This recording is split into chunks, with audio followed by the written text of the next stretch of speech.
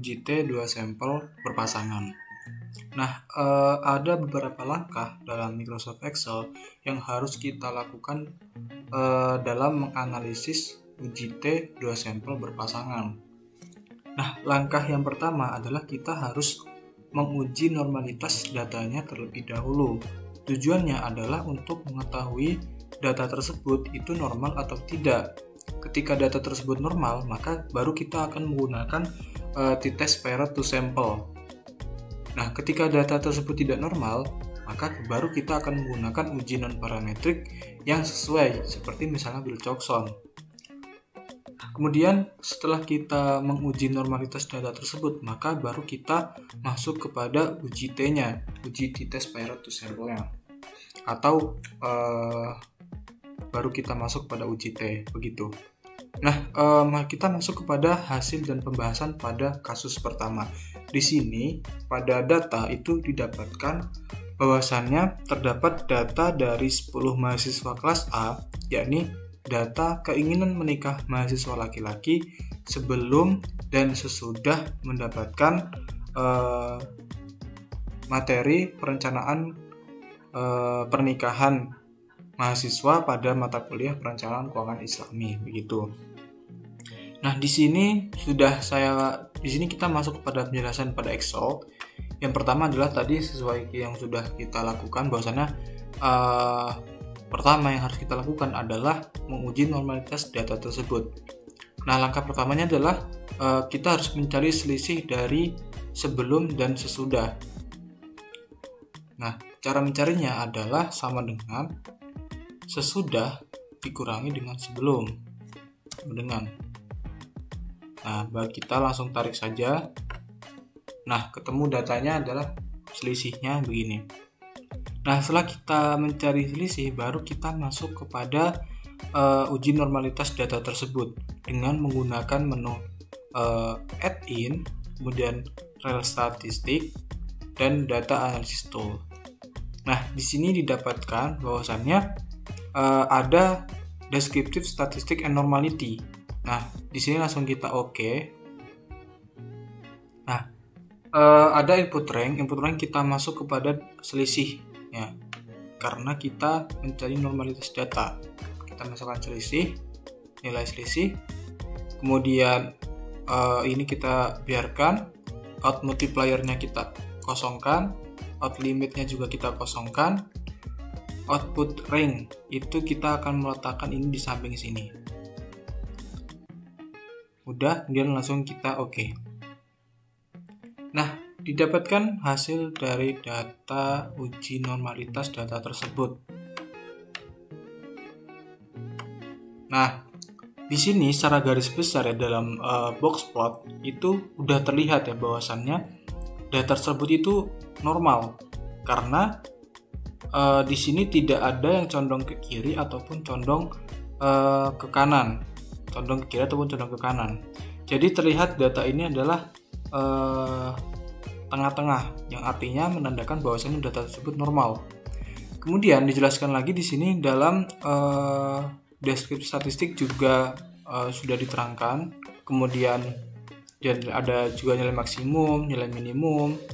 Kemudian di sini juga yang penting adalah di hasil uji Shapiro-Wilk test-nya ini, di mana dalam itu diterangkan bahwasanya di sini datanya adalah normal, gitu. Nah, ketika data tersebut normal, maka yang akan digunakan apa? Yang akan digunakan adalah menggunakan uji t-test paired to sample.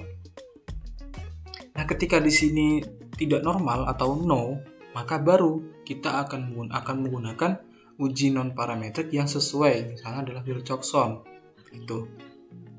Nah, setelah menguji analisis data normalitasnya, baru kita masuk kepada uji T. Nah, uji T di sini saya sudah menyediakan data tersebut adalah sama-sama yang data tadi. Nah, untuk masuk kepada analisis uji T, maka yang harus kita gunakan adalah menu data ini, kemudian kita cari data analisis yang ada di pojok ini. Nah, baru kita scroll ke bawah dan kita akan menemukan di sini t-test pirate to sample, di mana ini digunakan untuk data yang berpasangan. Kenapa berpasangan? Karena di sini mahasiswa laki-laki antara nomor 1, 2, 3, 4 dan sebelumnya sudah itu berpasangan. Artinya data sebelum dan data sesudah itu adalah milik satu orang. Jadi berpasangan begitu. Nah, kemudian setelah kita klik ini, langsung kita klik OK. Kemudian ketemu. Nah, di sini variabel rank pertama adalah diisi untuk yang data sebelum. Oke, kemudian untuk variabel rank 2 itu kita isi data sesudah. Kemudian main difference-nya kita 0. Kemudian label kita centang karena tadi kita masukkan nama ini, judul sebelum dan sesudah. Alfanya 0,05. Kemudian output rank-nya itu kita akan letakkan ini di bawah sini. Dan kita klik OK.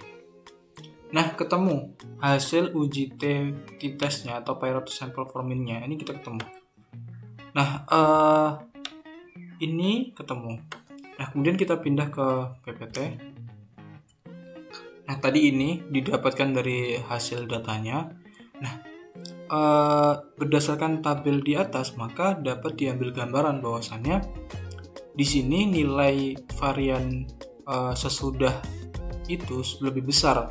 Artinya keinginan menikah mahasiswa kelas A itu lebih bervariasi dari sesudah mendapatkan materi tentang perencanaan dana pernikahan daripada sebelum mendapatkan materi tentang perencanaan dana pernikahan. Kemudian jika kita lihat dari main-nya juga atau rata-rata secara umumnya, maka sebelum mendapatkan materi itu lebih besar daripada setelah mendapatkan materi. Keinginan menikahnya itu lebih besar sebelum daripada keinginan menikah daripada sesudah. Kemudian observasinya adalah 10 orang mahasiswa laki-laki. Kemudian persen korelasinya itu adalah hubungannya 0,3, jadi di bawah 0,7, artinya sedang. Nah, kemudian selain itu kita juga mendapatkan p-value dan t-critical, di mana kita di sini adalah menggunakan hipotesis satu arah, yakni hipotesis satu arah itu adalah hipotesis yang lebih kepada lebih besar atau lebih kecil data tersebut. Jika menggunakan hipotesis dua arah, maka dia adalah keterangannya sama dengan atau tidak sama dengan. Nah, di sini kita menggunakan hipotesis yang satu arah, artinya dia lebih besar atau lebih kecil atau bagaimana, atau di sini keterangannya satu arah begitu ya.